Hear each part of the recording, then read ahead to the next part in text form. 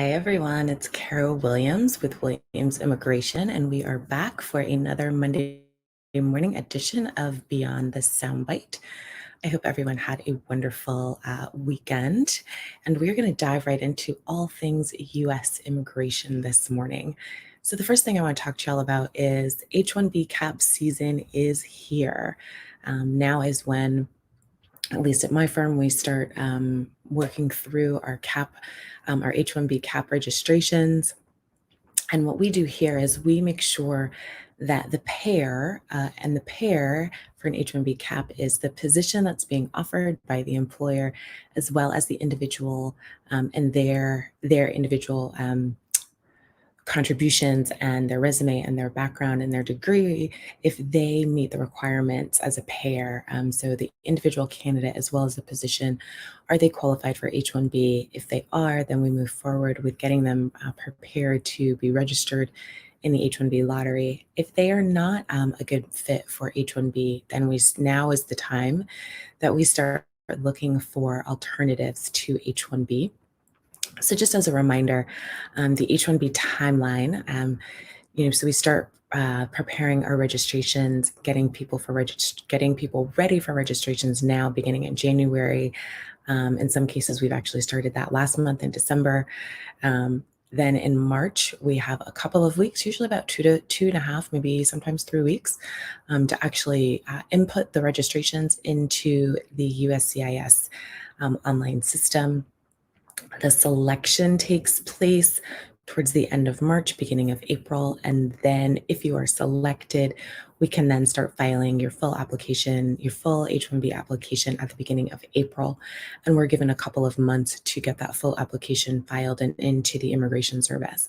So the H-1B cap season is in full swing. So if you have any questions about that, if you're thinking about hiring someone that's not a U.S. citizen, and you think H-1B might be an option, or you're not sure if H-1B is an option, feel free to give my office a call, and we are happy to have that conversation with you.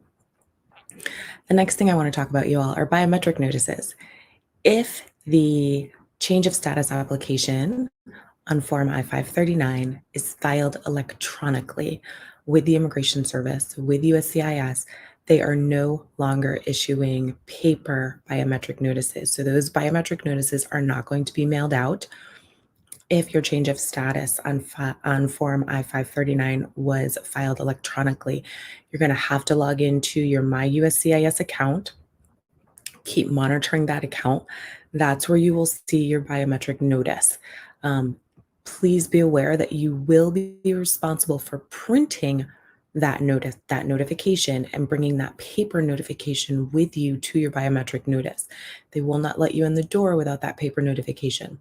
So it's very important that you actively check your My USCIS account for any account updates, especially for your receipt notices and your biometric notice. And you will have to print out your biometric notice. And this is only if you filed electronically. So just keep that in mind. That is a new change. So I wanted you all to be fully aware of that.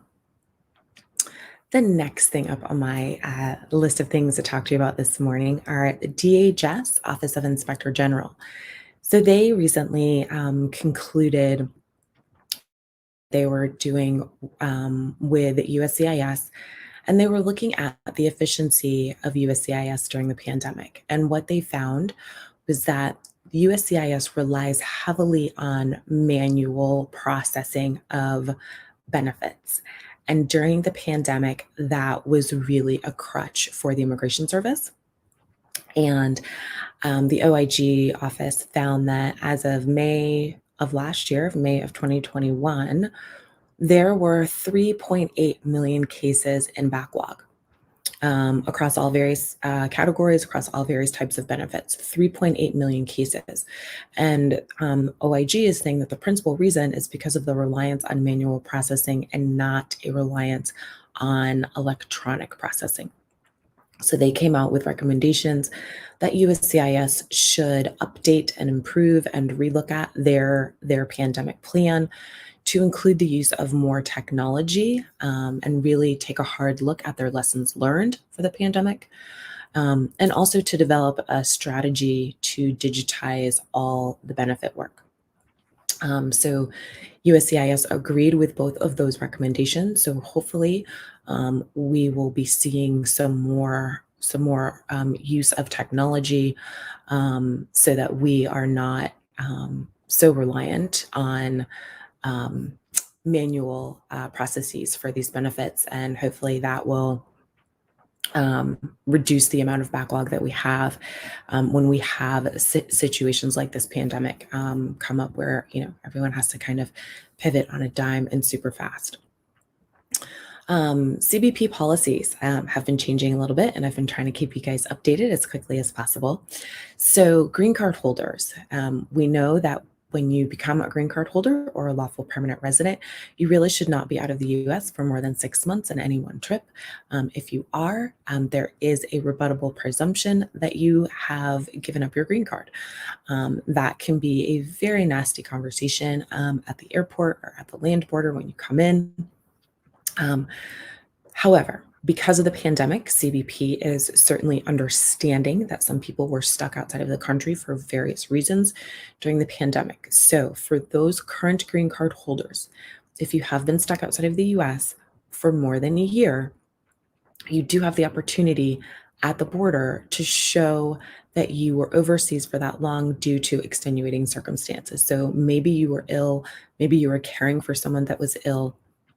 If this is your situation and you're not quite sure how to approach it, my office is more than happy to help you. Please feel free to give us a call. We can be reached at 954-903-1337. So for our green card holders that have been out of the US for more than a year, you're not quite sure what to do, you want to resume living in the US, you are outside for that long for extenuating circumstances, please feel free to reach out to my office, and we can certainly have that conversation. Um, I talked about this last week, but I want to reiterate it. Department of State, who's over all of our consulates, they have issued a proposed rule. They want to raise the non-immigrant application processing fees. They want to raise the border crossing card fee for Mexican citizens.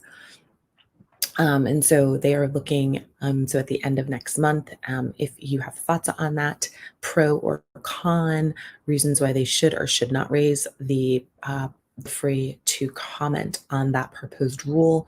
Those comments are due by February 28th, 2022. The next thing I want to talk to you about are US citizens that are stuck abroad. There are some US citizens that are stuck abroad due to the pandemic, chiefly due to the pandemic, and have been stuck abroad for quite some time because, not that they couldn't get a flight in at this point, but because their passports have expired and processing at the consulates is very slow.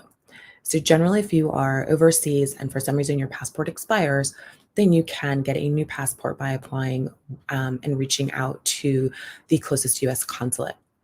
That falls under the realm of US Citizen Services. Every single US consulate or embassy overseas has a US Citizen Services unit where their sole mission is to help US citizens that are overseas. As you can imagine, during the pandemic, staffing has been a little bit crazy as it, overseas, certainly as it has been here in the US. So people have unfortunately had their passports expire when they were planning to return.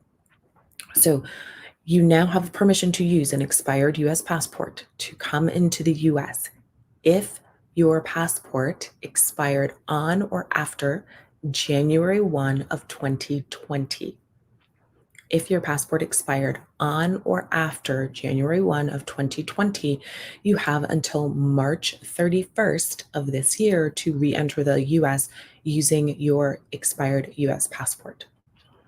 That does not mean that you can then turn around and leave the US using an expired passport.